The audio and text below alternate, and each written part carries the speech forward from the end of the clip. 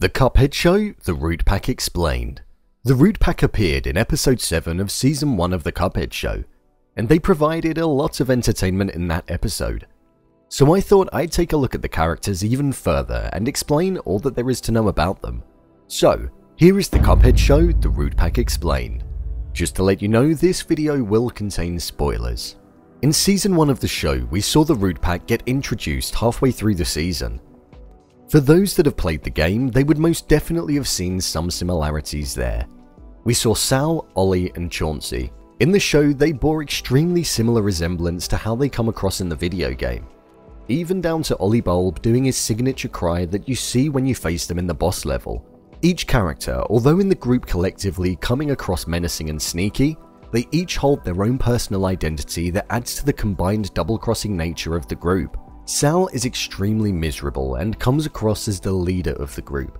I think he definitely is, especially considering he's the first one that you face in the game. He tends to attack with worms, which alludes to the fact that his diet could be heavily made up of them, something we didn't really see in the show. However, one could also assume that he absorbs them when he sucks up the soil. Ollie Bulb is an extremely sensitive character that's feelings get hurt extremely easily. He has a signature cry that in the game can prove to be fatal, and it was adapted well in the show. In the show, we saw the cry make everybody else cry due to the strength of the onion's stench, but it did provide benefits in that it provided nutrients and life to the dead flowers, so there is a slight difference than when compared to the game. The final personality is Chauncey.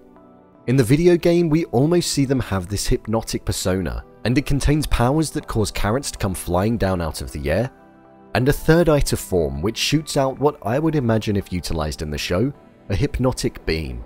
However, this was left out.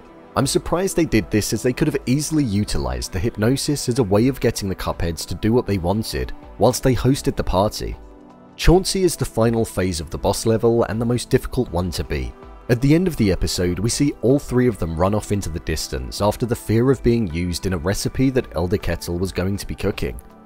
So this means that they were not necessarily defeated, not like they were in the game.